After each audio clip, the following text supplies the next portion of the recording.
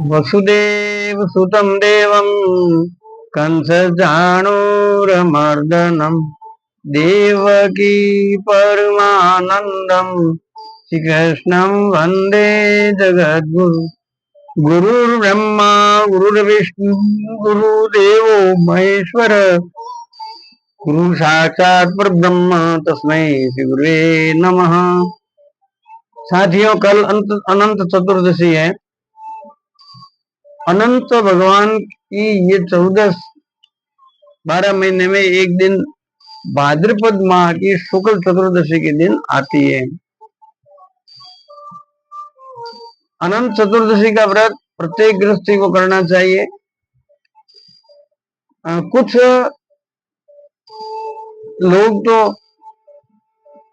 ऐसी धारणा कर रहे हैं कि अनंत नहीं देंगे तो हमारी वो जो आत्मा है पूर्वजों की जो मृत हो चुके हैं अधोगति में चली जाएगी। तो वो एक दिन अनंत चतुर्दशी भाद्रपद महीने के किसी भी दिन व्रत कर देते हैं, कथा सुन लेते हैं, 14 अनंत दे देते हैं लोगों को, और वो लोग एक दिन लेके घर जाते हैं, दूसरे दिन फेंक देते हैं और कहीं भी रख देते हैं। ऐसे नहीं होता है। अनंत चतुर्दशी का व्रत 14 वर्ष तक किया जाता है और 14 वर्ष का उद्यापन होता है। प्रत्येक भाद्रपद मास की चतुर्दशी को यह व्रत किया जाता है। इस दिन भगवान अनंत की पूजा होती है। 14 गांठ लगा हुआ डोरा होता है, वो पुरुष जीवने हाथ के और स्त्री डावे हाथ के बांधती है पूजन करके। और वैसे अनंत नाग है, वासुकी, तक्षक, अनंत, धृतराष्ट्र, शंखपाल, ऐसे 9 नाग है, काली है आदि। परंतु ये भगवान स्वयं अनंत है। वेद कहते हैं नेति नेति, इनका आदि भी नहीं है, अंत भी नहीं है, मध्य भी नहीं। ऐसे भगवान अनंत भगवान विष्णु स्वयं है, श्री कृष्ण स्वयं। महाभारत काल में जरासंध का वध करने के पहले जब राजसूय यज्ञ आरंभ किया युधिष्ठिर जी ने, और जरासंध का वध करने के लिए अर्जुन, भीम और भगवान श्री कृष्ण ब्राह्मण के रूप में वहां जाते हैं और युद्ध की भीख मांगते हैं। तो जरासंध कहता है कि आप ब्राह्मण नहीं हो सकते, युद्ध की भीख ब्राह्मण नहीं मांगता है। तब उन्होंने अपना रूप प्रकट करके कहा, श्री कृष्ण भगवान ने कहा, मैं कृष्ण हूं, ये अर्जुन है और ये भीम है, तुम चाहो हमारे तीनों में से किसी के साथ युद्ध कर लो। जरासंध ने कहा कि अर्जुन तो ब्रंदला नामक बंद करके और नाट्य विद्या सिखाने के लिए, गान विद्या सिखाने के लिए, उत्तरा के लिए प्रस्तुत हुए थे। 1 वर्ष तक ये न पुरुष थे न स्त्री, नपुंसक के रूप में पुरुषी के श्राप के कारण रहे थे। मैं इनसे लड़ूंगा नहीं। भगवान को कहा, आप तो रण छोड़ के गए थे, रण छोड़ से मैं लड़ता नहीं। भीम से युद्ध हुआ। जरासंध की मुक्ति होने के बाद राजसूय युग के स्थल पर ऐसा भवन बनाया हुआ था, जहां पानी था वहां रेत दिखाई देती थी, और जमीन थी वहां पानी दिखाई देता था। दुर्योधन जहां पानी था वहां तो वैसे ही सीधा सीधा चला, कपड़े भीग गए, और जहां पानी नहीं था वहां उसको पानी दिखाई देने लगा। ऐसा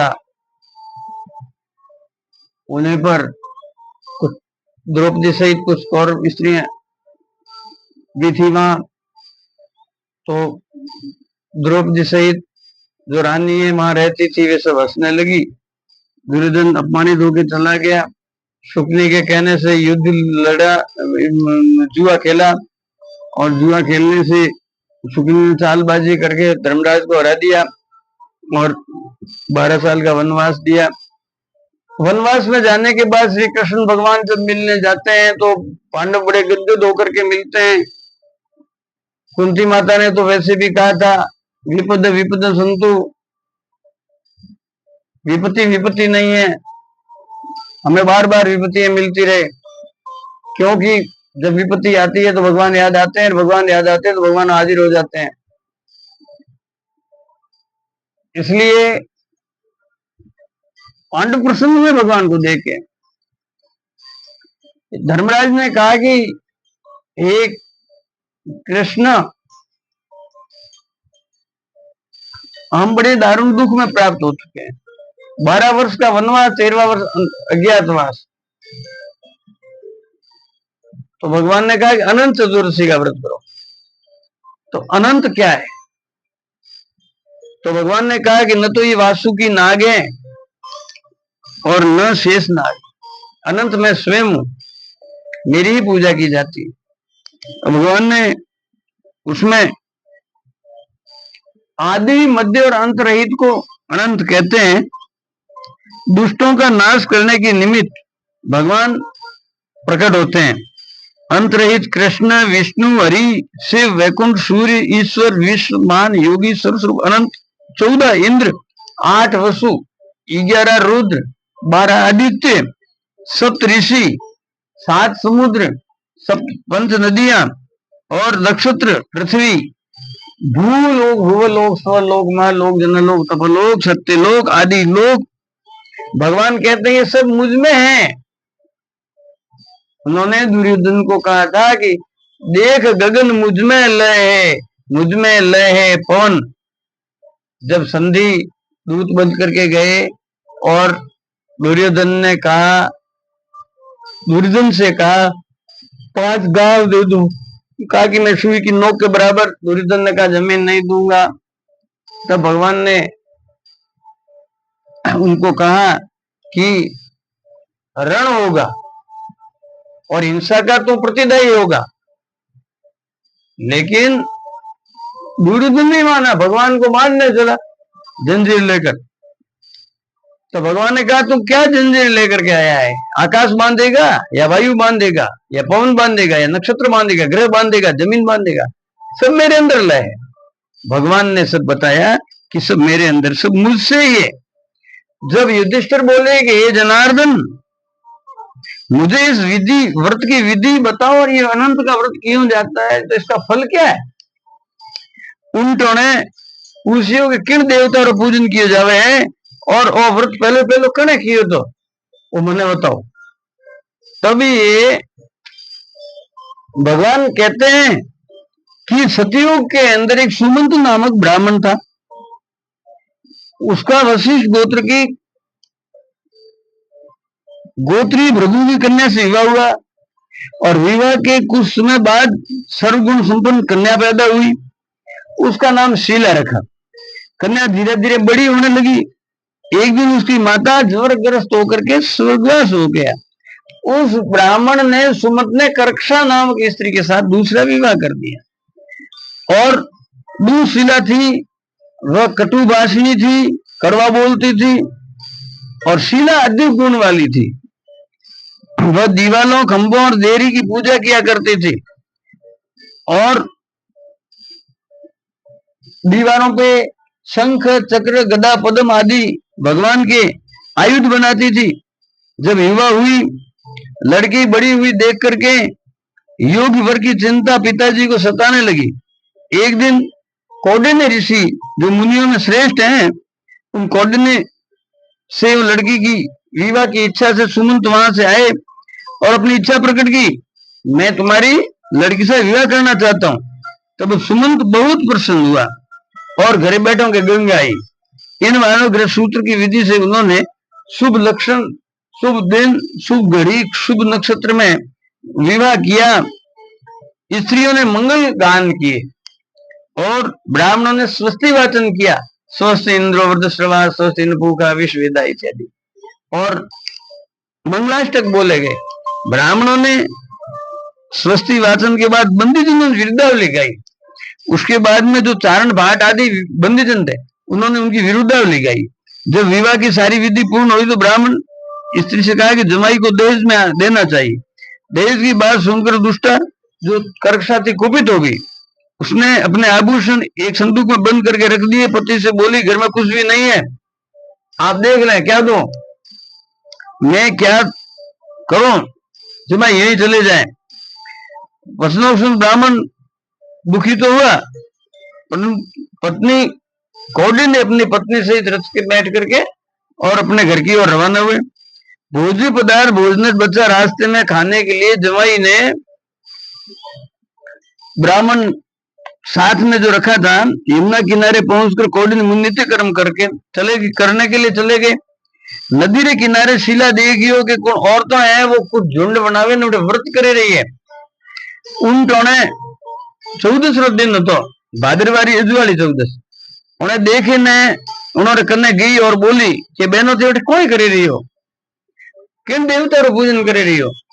तो शिलारा प्रश्न उत्तर देते औरतों बोली कि अनंत भगवान का हम व्रत कर रहे हैं, और मैं जो अनंत व्रत कर रहा हूं, भगवान अनंत है। शिला की हो गया, मैं भी आ व्रत करवा चाहूं, आप कृपा करें मोने व्रत विधि बताओ। व्रत विधि में इन व्रत में कौन पूजा करनी चाहिए, कौन से देवता की पूजा करनी चाहिए। ये उबड़े ने औरतें की हो गई, बहन एक शेर शुद्ध अन्न का पकवान बना करके मालूपा बनाओ और ब्राह्मण को दान दो, आधा स्वयं खाओ, शक्ति अनुसार दक्षिणा दो। दक्षिणा हमेशा अपनी शक्ति के अनुसार देनी चाहिए। दक्षिणा से सिद्धि होती है। ये व्रत किसी नदी के तीर पे करना चाहिए। अनंत भगवान की कथा उनने कुशा का शेषनाग बनाओ, बांस की टोकरी में रखो, फिर स्नान आदि से निवृत्त होकर पूजन करके धूप दीप नैवेद्य पकवान से पूजन करके भगवान की मजबूत सूत्र का डोरा बना करके उसकी 14 गांठें लगाए। स्त्रियां बाएं हाथ के और पुरुष जीवने हाथ के बांधे अनंत भगवान का पूजन करके और कहे कि हे भगवान, हम संसार सागर के इस अथाह सागर में डूबे हुए हैं, डूब रहे हैं, हमारे को बचाओ। आप सूत रूपी में भी विराजमान होकर के बारंबार आपको नमस्कार है।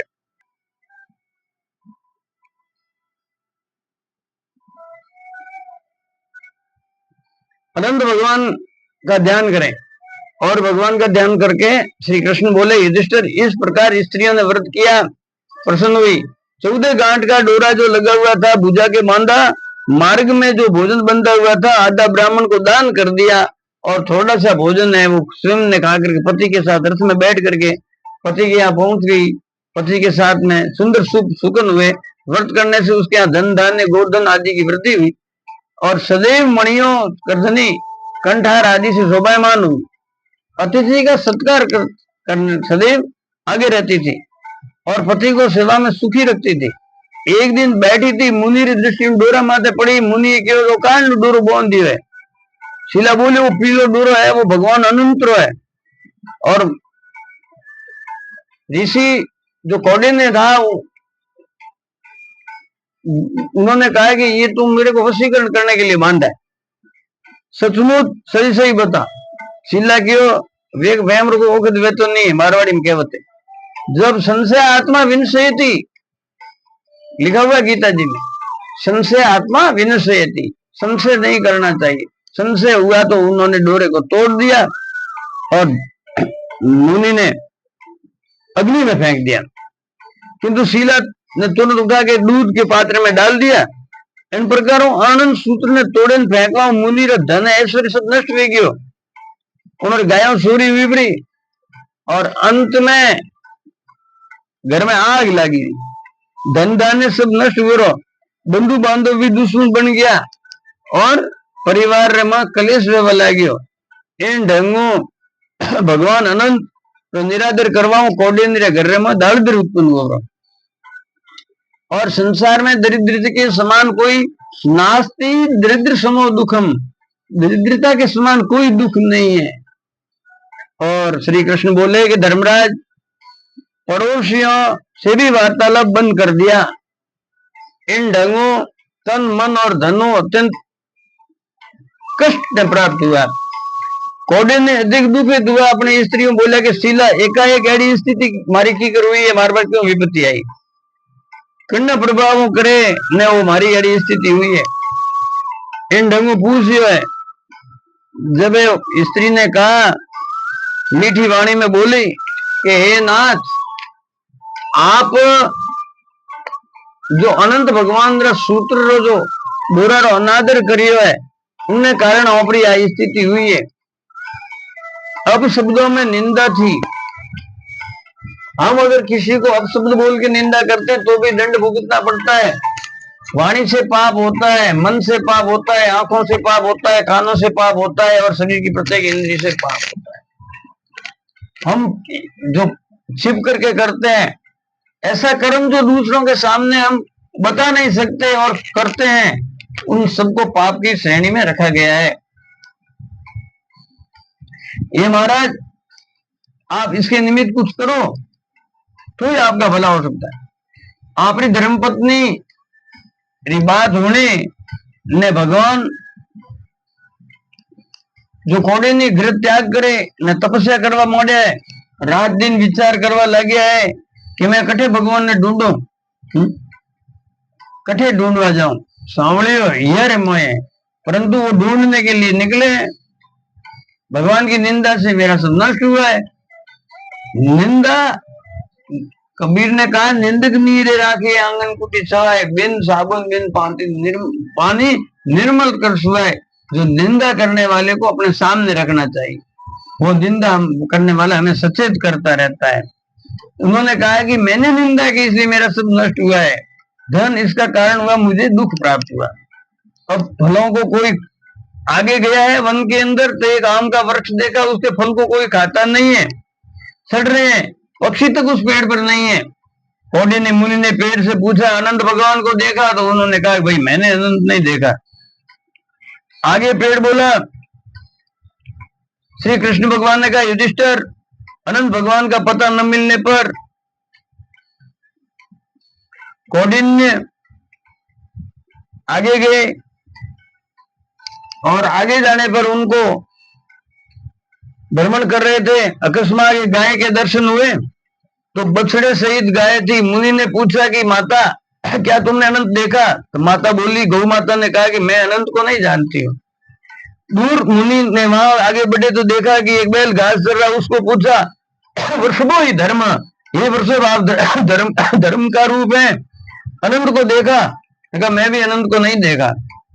जनार्दन, मुनि आगे बढ़े, मार्ग में एक सुंदर तलैया दिखाई दी, सुंदर कमल खिले हुए थे, शोभा बढ़ रही थी, पक्षी चकवा चकवी, बगुले, हंस, सारस जल क्रीड़ा कर रहे थे, सुंदर लहरें उठ रही थी, आपस में उछल कर रहे थे, खेलती हुई बालिका सी प्रतीत हो रही थी। तलैयों को देखकर मुनि ने इन दोनों पुष्करणियों को पूछा कि आपने अनंत भगवान देखा है? उन्होंने कहा कि हमने अनंत भगवान को नहीं देखा है। ये देखा हो तो बताओ। मुनि का प्रश्न पुष्करणिया बोली, हम नहीं जानती भगवान अनंत कौन है। इस नकारात्मक प्रश्न देख करके गधा मिला, गधे को पूछा, उसने भी कहा मैंने नहीं देखा। आगे गए थे, गजराज मिला, उन्होंने भी मना कर दिया। और उससे आगे गए, जंगल में आंख मूंद कर बैठ गए, ऊंचे ऊंचे श्वास लेने लगे, मूर्छा अवस्था को प्राप्त होने लगे। होश आया तो देखा अनंत अनंत रट रहे थे। उन्होंने प्रण किया कि मैं अनंत को देख करके ही जीवन नहीं तो जीवन लीला समाप्त कर दूंगा। मुनि पेड़ से फांसी लगाने के लिए अपना ये लीला समाप्त करने की सोच फंदा गले में डालने को अनंत तो भगवान प्रकट हुए। बोले अनंत भगवान की जय। वह वृद्ध ब्राह्मण का रूप धारण करके मुनि के पास आए और बोले कि मुनि, ये विप्र, मेरे साथ चलो, मैंने अनंत को देखा है। एक पर्वत की कंदरा में गुफा में ले गए। मुनि ने देखा वहां एक सुंदर नगरी है, कोडे एक स्त्री और एक पुरुष निवास करे। उन नगरी में कोडे ने मुनि अनंत भगवान का दर्शन हुआ है। बोले अनंत भगवान की जय। देवादिदेव सदैव अजय विश्व अनंत भगवान को देखकर गदगद हो गए और मुनि स्तुति करने लगे। मुनि पुंडरीकाक्ष कमल जैसे नेत्रों वाले, माँ मैं अदम पापी हूँ, मैं पाप से उत्पन्न हुआ हूँ और मेरी रक्षा करो, यह प्रकार स्तुति करी है। और अनंत भगवान खुश हुआ है। तो भगवान अभय वाणी सुनी। मुनि बोले, ये भगवान ऐश्वर्य मद मु चूर उतरो, मैं घमंड करियो और घमंड में आप अपमान करियो, बोलो तोड़ीन में फेंकियो और मानव ने फल भुगतना पड़ियो, धन ऐश्वर्य मारे सब नष्ट हुआ। ये प्रभु आप जीवन में निराश वो आपकी शरण में आया हूँ, मैं जीवन में निराश हो चुका हूँ। हे देवों के देव, आप कम से कम मेरे ऊपर कृपा करिए, अनुष्ठान करके संसार में कोई मेरी भक्ति से विमुख नहीं कर सकते। अनंत भगवान ने ऐसे वचन सुनकर के मुनि बोले कि हे प्रभु, जब मैं भगवान ने कहा कि ये ब्राह्मण तुम जिस रास्ते से आए थे मेरे यहाँ से अपने घर लौट जाओ। अनंत भगवान ने ऐसे वचन सुन करके जंगल में आम का पेड़, गौ, बैल, पुष्पा देगा उसके बारे में पूछा। तो भगवान ने कहा कि ये विप्र, तुमने जो आम का पेड़ देखा वो पूर्व जन्म में एक विद्वान ब्राह्मण था जो विद्यार्थियों को भोजन विद्यादान नहीं करता था, उस पाप से वृक्ष हुआ है। दूसरे गौ थी, वो पृथ्वी थी, अपने बीजों को अंदर चुरा के रखती थी, और बैल धर्म था। दोनों पुष्करणी ब्राह्मणियां थी, वो किसी अतिथियों का सत्कार नहीं करती थी, केवल अपने लिए भोजन बनाती थी। गीता जी भगवान ने कहा है कि ये पश्चंता आत्मकल्याण भूंगते त्वगग में पापा, ये जो अपने आत्मा के लिए भोजन बनाते हैं, स्वयं के लिए बनाते हैं, उसमें से गाय को, कबूतर को, कुत्ते को किसी को नहीं देते हैं, अतिथि को नहीं देते हैं, वे अपने पापों का भोग करते हैं। पसंद है आत्म कारणात्। तो ब्राह्मणी ने अतिथियों का स्वागत करना धर्म के कारण हुआ, इसलिए वो गधा था, वह क्रोध था। ये क्रोध है, ये गधे का रूप है। जो हाथी मिला था वो मद था, और ब्राह्मण तुम्हें जो मिलाया वह भगवान अनंत में स्वयं था। इस कारण भगवान अंतर्ध्यान हो गए, मुनि घर को वापिस आए। श्री कृष्ण जी बोले, युधिष्ठिर अपने घर आकर विप्र 14 वर्ष तक ये व्रत किया, अनंत भगवान के सुखों को भोग करके और अपने धाम को गए। ये पांडव नंदन युधिष्ठिर, तुम भी इन व्रत को करो, विश्वनंद आपका डोरा बांधने से। इस तरह से ये कथा एक व्रत की आती है। इसे में शिक्षा मिलती है कि हमें अभिमान नहीं करना चाहिए। किसी को कोई भक्ति कर रहा होता है तो उनकी जो भक्ति के उपक्रम है उसको नष्ट नहीं करना चाहिए, और व्रत आस्था के द्वारा किया जाता है। अनंत भगवान की आरती की जाती है, उसके बाद में भोजन करके प्रसाद बांटा जाता है और भोजन करके हम घर को जाते हैं। और इस हमारे चैनल को सब्सक्राइब करें, लाइक करें, कमेंट करें, हमारा मार्गदर्शन करें, तो इसको और भी अच्छा सुविधाजनक बनाया जा सकता है। कल अनंत चतुर्दशी है, परसों ग्रहण काल है, और इस पूर्णिमा को भाद्रपद की पूर्णिमा को इस बार ग्रहण आ रहा है। प्रातः का दिन को 12:57 से सूतक लगेगा। उसके बाद में रात को 9:26 से 1:57 तक ये ग्रहण काल रहेगा। खगरा चंद्र ग्रहण है।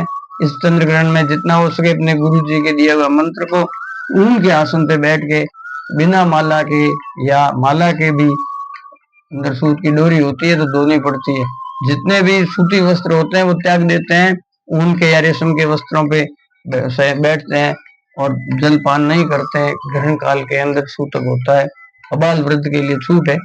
और इस तरह से जो भी नियम प्रतिवर्ष हम रखते हैं रखना चाहिए।